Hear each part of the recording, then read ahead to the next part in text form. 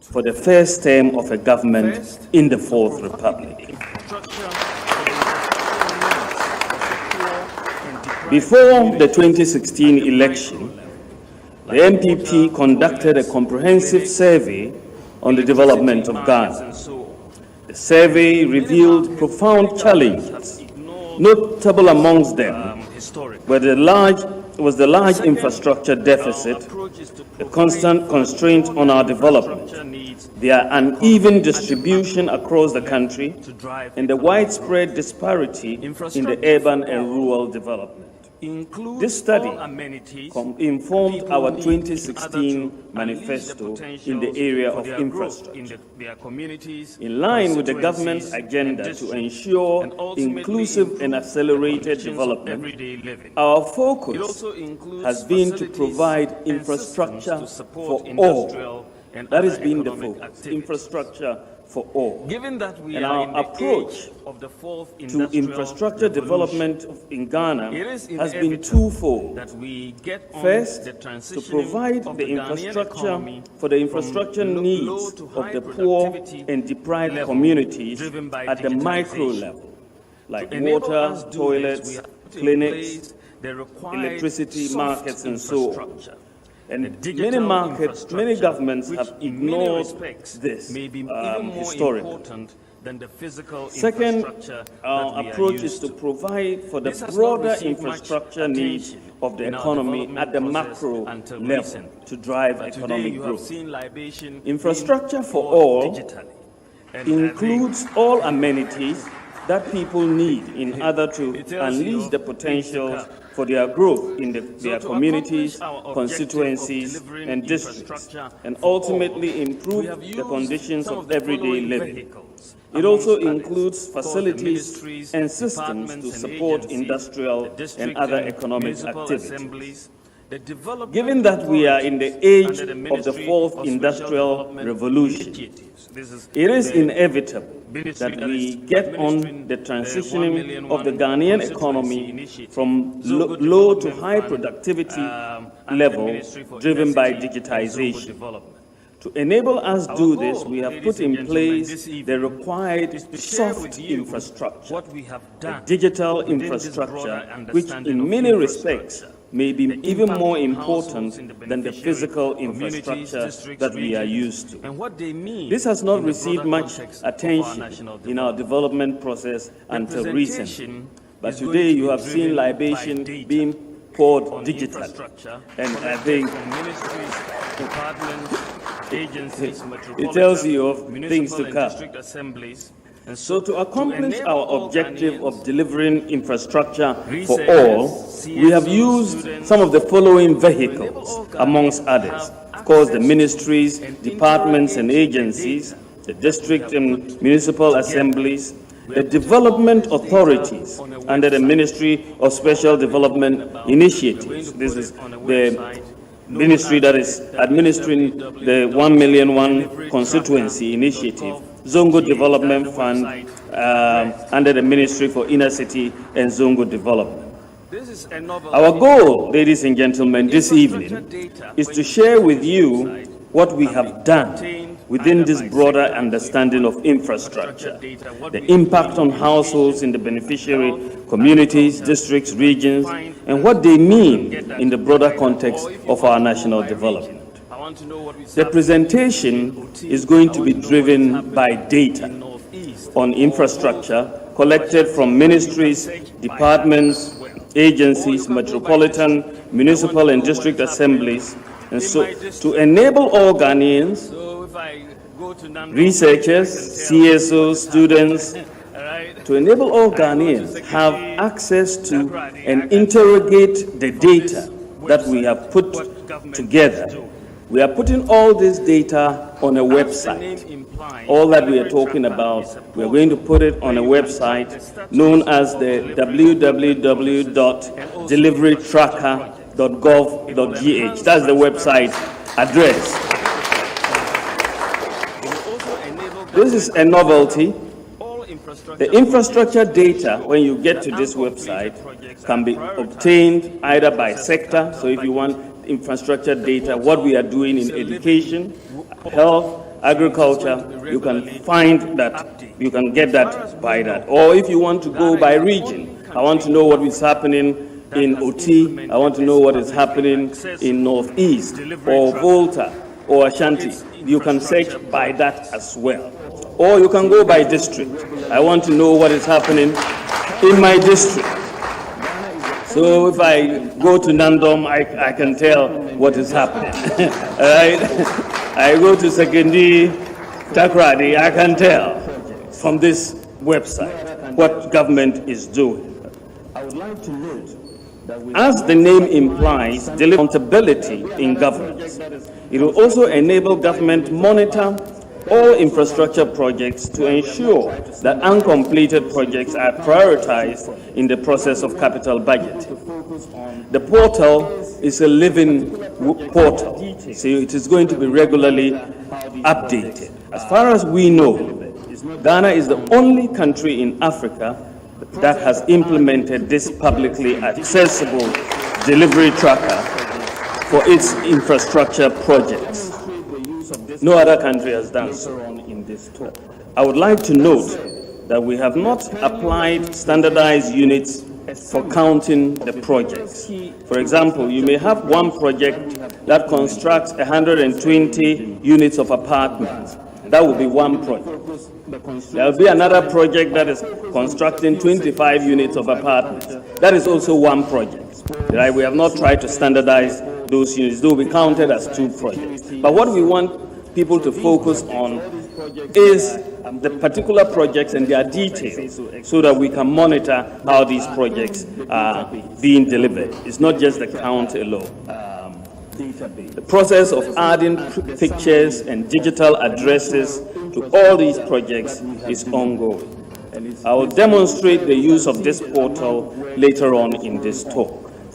That said, kindly let me present to you a summary of the various key infrastructure programs that we have implemented across every region of Ghana. Of course, given the focus, the constraints of time, I'll focus on a few sectors: roads, agriculture, industry, sports, sea defense, airports, fish landing sites, security infrastructure that we have delivered.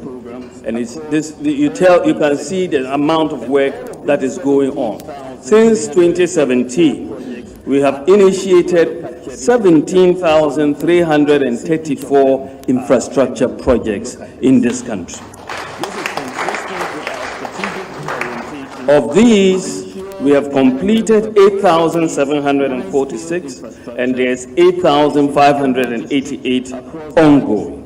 And you see them allocated from agriculture, education, infrastructure, energy, health infrastructure, housing, industrial infrastructure, market infrastructure, railway infrastructure, roads, safety and security, water and sanitation, youth and development. Over the last 3.5 years, we've implemented these programs across all of these sectors.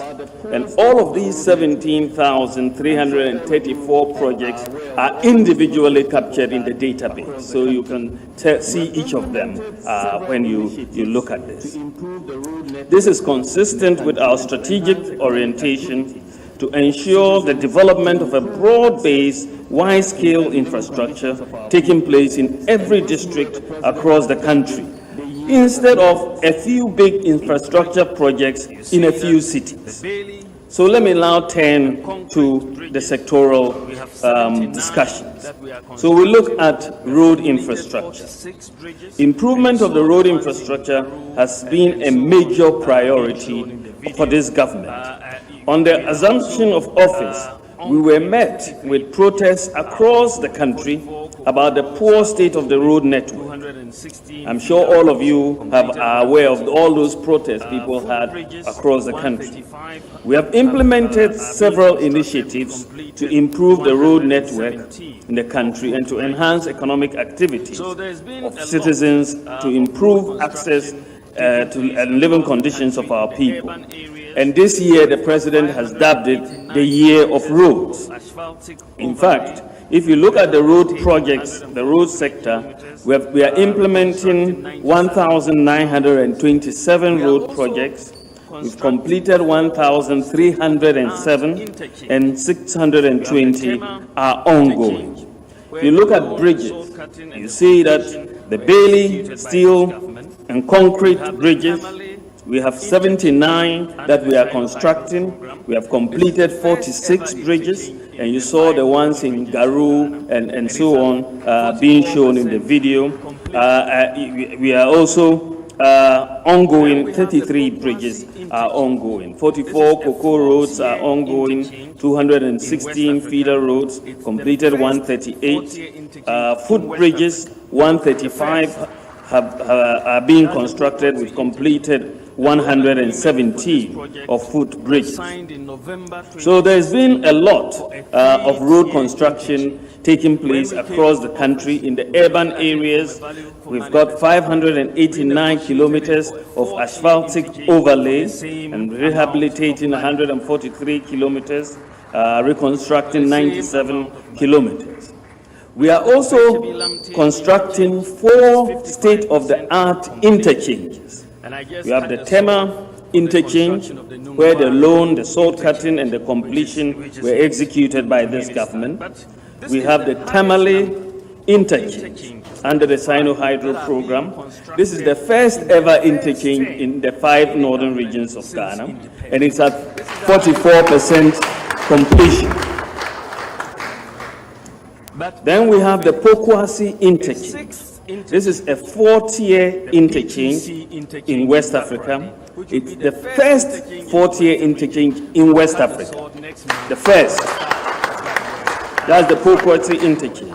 The loan agreement for this project was signed in November 2016 for a 3-tier interchange. When we came into office, we looked at it from a value for money perspective, renegotiated it for a 4-tier interchange for the same amount of money. For the same amount of money. We have the Obechebi-Lamte interchange, which is 55% complete. And I just cut the sword for the construction of the Nungwa interchange, which is yet to really start. But this is the highest number of interchanges, that is 5, that are being constructed in the first term of any government since independence. This is the highest number. But we are not finished. A 6th interchange, the PTC interchange in Takoradi, which will be the first interchange in the Western region, we will cut the sword next month for the start of that work under the Sino-Hydro project. Ladies and gentlemen, it is important to note that the cost of the Tamale, Pokwasi, and Obechebi-Lamte interchanges is $289 million.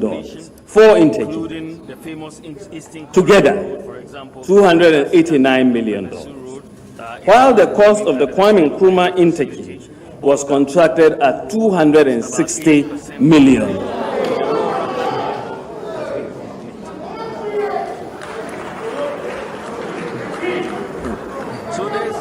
So you have 4 major interchanges: Tema, Pokwasi, Tamale, and Obechebi-Lamte for $289 million, and 1 Kwame Nkrumah circle at $260 million. I'll just leave that for you to ponder. Ladies and gentlemen, we are constructing 17 steel concrete footbridges. As I've said, 46 of them have been completed. And we are selecting for every region 3 critical roads, and we are constructing them at the moment as we speak. And they are at various stages of completion, including the famous Eastern Corridor Road. For example, the Jasikan to Dodo Pepesu Road is ongoing under the Sino-Hydro facility. Bolga-Boku Road is about 80% complete, and the Laura-Hamile Road has been completed. So there's road construction going on in every part of this country. In fact, under the previous government, for example, after 8 years in office, They couldn't complete one major road in either Upper West, Upper East, or Western North today regions. One major road, right? Before the end of this year, by the grace of God, Upper West, you will have already got the Laura to Hamile Road. We will complete the Bolga to Boku Road for Upper East. And what we would have done in 4 years would have been more than what we would have done in 8 years in those regions. One of the major constraints, ladies and gentlemen, to our agricultural productivity is inadequate infrastructure in the areas of irrigation facilities, warehouses, storage facilities, and so on. To support the Planting for Food and Jobs program, government has put in place significant infrastructure over the last 3.5 years. The dams that have been constructed, irrigation projects, warehouses. And the government has embarked, as you saw in the video, on the construction of at least 80 warehouses under the One District, One Warehouse program. There are another 20 that the Ministry of Agriculture is building to make them 100 warehouses. And these are 1,000 metric ton warehouses throughout the country. And these warehouses are equipped with dryers, laboratories, and solar power, which are directly under the One District, One Warehouse initiative. When completed, the program will provide about 100,000 metric tons of storage capacity across the country. And communities like Ejura, Atebubu, Tamale, Sandema, Boko Pusuga, Yendi, Chuchupraso, Sechubakwai, Esenam Joabosu, and so on. There are 100 places that are going to benefit from these, and that is a very significant infrastructure development for us, because storage was a major problem. Government has also established 3 greenhouse training centers with commercial components, such as a 5-hectare piece of land at Bawumia, Akumadan, and Bojoase. At the end of 2019, the 3 centers have together trained 296 graduates in greenhouse vegetable production. In addition, a total of 180 graduates have been targeted for training in 2020. So we've had 100 greenhouses constructed, and you saw from the video that they're going to change a lot in the agricultural sector. So the MPP government is implementing a holistic plan to provide farmers and households access to water for all year-round farming. Under the plan, we have 3 components. We have the One Village, One Dam, or the Small F Dam program. And yes, as you saw from the video, the small F dams, the small dams, are nowhere near Akosombo Dam in size and reach. But they are the practical response to the needs of the people and their realities on the ground.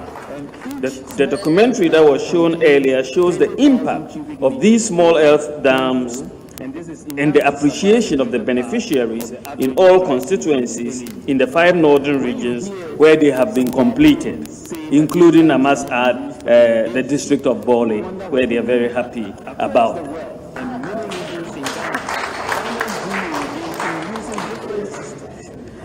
We have awarded 560 of these contracts for these small F dams. To date, we have constructed 435 dams, 372 have been completed, and 63 are ongoing. And each dam is expected to provide water for up to 5 hectares of land. And completion of this project will deliver the largest stock of small F dams ever constructed in this country. The largest stock. And each small F dam contains 30,000 cubic meters of water when full, and this is enough to survive a greater part of the average dry season in any year. When you hear some of our opponents saying that these dams cannot be used for irrigation, you wonder what they mean. Across the world and many regions in Ghana, farmers do irrigation using different systems. For example, the people of Angloga Keta area have produced shallots in the dry season using tube wells as their source of water for irrigation. Farmers in Bono East region and in all the northern regions have always produced vegetables in the dry season using water from small dugouts they create in riverbeds to extract water. Again, a lot of people today are pumping water from boreholes into plastic storage tanks for use of irrigation in the dry season. The amount of water, the amount of irrigable land the One Village, One Dam policy provides is over 12,000 hectares, which is almost equal to the total public irrigable land currently available in Ghana. This major increase in irrigable land. Ladies and gentlemen, President Akufo-Addo has further demonstrated his commitment to addressing the irrigation deficit in the country by working so hard to commence work on the Pualugu multi-purpose dam, an irrigation project, which has the capacity to increase the size of Ghana's irrigable land by about 24,000 hectares from the current 12,980 hectares we've had since independence. Upon the completion of the Pualugu Dam, it will be the single largest public investment in irrigation since independence, and also the single largest infrastructure investment in the northern regions of Ghana since independence. So in addition to this, a total of 7,141 hectares of land are being developed for various irrigation systems. These include the Tamale Phase 1 and 2, Improvement Phase 1 and 2, rehabilitation and expansion of existing schemes at Tono, Pong irrigation schemes, Pong left bank irrigation scheme. So we have a holistic approach to irrigation. You provide the small irrigation dams, you provide the medium ones like Tono and Pong and so on, and the large ones like the Pualugu multi-purpose dam. And that all these together will be transformational as far as agriculture is concerned in Ghana. Now we move to healthcare. Our investment in health infrastructure is trying to respond to several challenges. How to make it easy for every community to access healthcare without having to travel miles. How to provide state-of-the-art hospitals in every district in this country. How to ensure efficient delivery of emergency services across the country, and how to leverage technology to digitally transform healthcare delivery in Ghana. If you look at the data, since coming into office, the MPP government has embarked on numerous infrastructure development in the health sector. We've awarded contracts for the construction of 429 CHIPS compounds in rural communities. 243 of the CHIPS compounds have been completed and commissioned and are in use, and 186 are ongoing. We are constructing 55 maternity blocks, and wards are being constructed at different health facilities across the country. 36 have been completed and 19 are at various stages of completion. Some of the completed projects are in communities including Eduman in Efija Kwabre, Frimpong Manso in Etiwa District, Boko Central, Aveyime, the North Thong District, Danladi in the Nkwanta North, and many more. Ladies and gentlemen, in collaboration with the private sector, we have delivered the first ever infectious disease center in Ghana, and this was constructed within 100 days and has since been commissioned for use.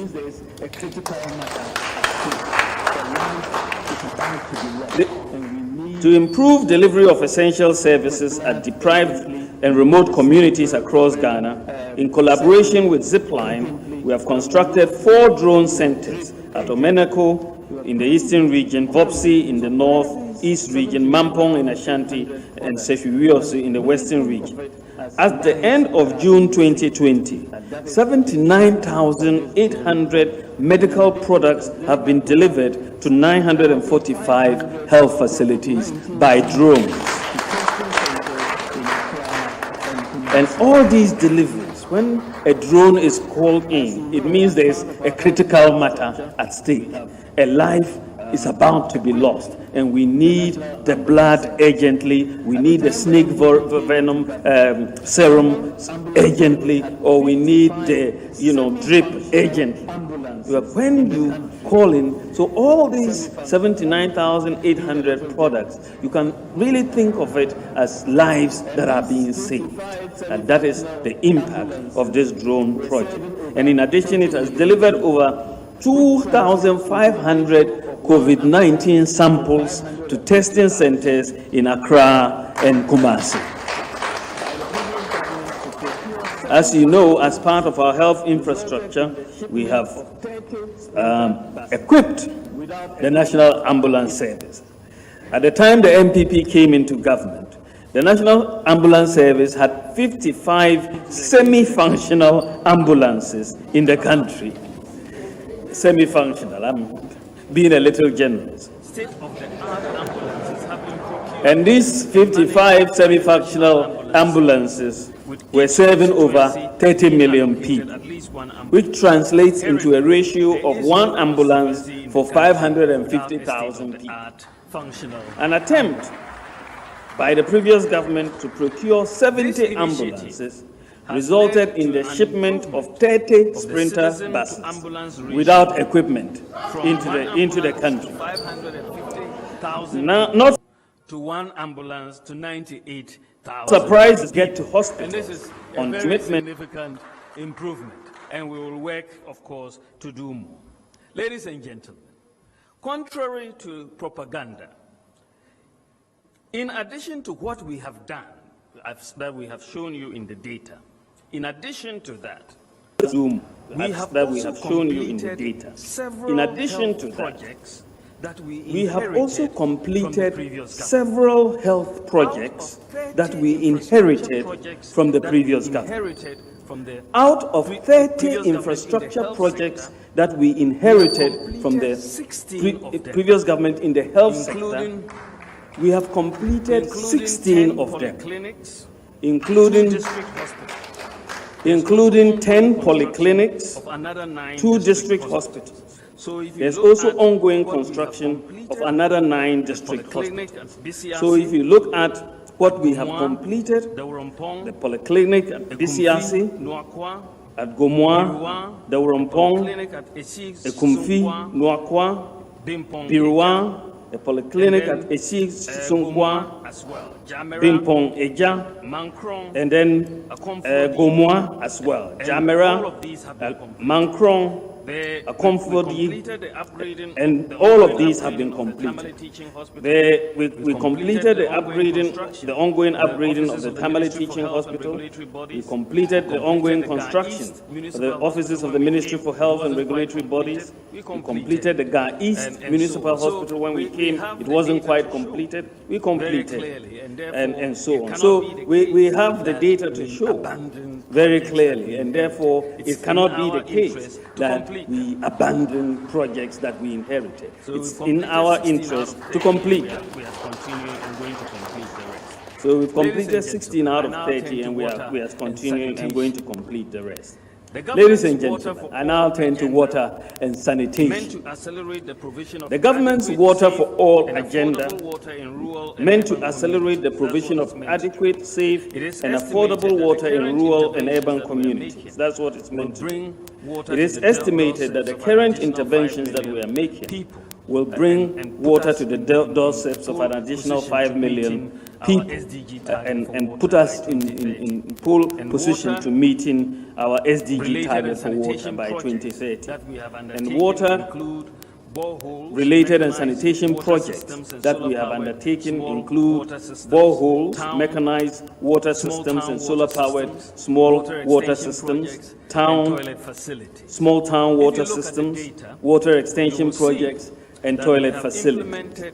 If you look at the data, you will see that we have implemented 5,505 projects, infrastructure projects in water and sanitation.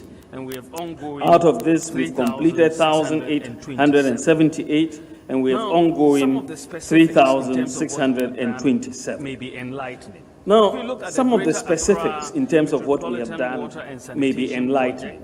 If you look at the Greater Accra Metropolitan Water and Sanitation Project, under this project, 282 kilometers length of distribution and service pipelines have been laid, and this project has improved access to potable water to over 420,000 people, equivalent to 85,000 households in the country. Beneficiary communities for this particular project are from Teshi, Nungua, Glefe, Mamponse, Choko, and so on.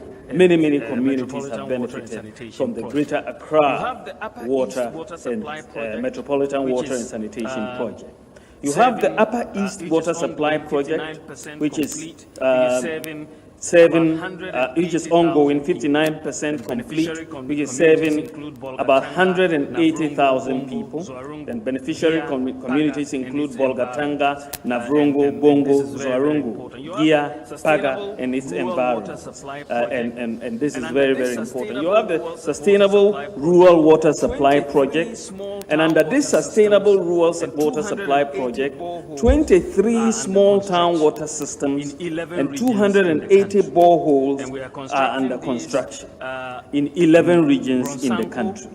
And we are constructing these in Bronsanko, Asiri, Jankufa, Prang, and Dotuba in the Bono East, Bono and Ahafo regions, Walewale, Gambaga, Nalergu, Gushegu, Saboba, Chereponi, Yape within the northern, northeast, and Savannah regions, Asempanaye, Oseko Jokrom water systems in the western and western north regions, and we are rehabilitating the Lambusie, Hamile, and Hapa water systems, 250 boreholes under construction at Dafiama, Busie, Laura, Sisala West, Nandom, and Jirapa districts, all in the Upper West. We're drilling 30 boreholes for the development of fluoride-prone communities in Bongo and in the Upper East region. If you go to the central region, you are seeing community water systems put in place, Chirman, Do, Abasa, Obonsta, Esiam, Gomoa, Irisi. So many of these communities, in fact, they are being connected to the Ghana Water Company lines. And 184,000 people in 146 communities in the central region are benefiting from this project. And from the interventions we've made in the central region alone, this has increased the water coverage from a region of 63.8% in the central region to 70%. Within the last 3 years. This has increased the water coverage. We are also rehabilitating and expanding the 151 small town piped water systems across the country. We are also systems that have been rehabilitated. 151 small town in the water region, Mim in the Bono region, Manson that have been rehabilitated. 151 in the Ashanti water region, Mim in the Bono. We are doing most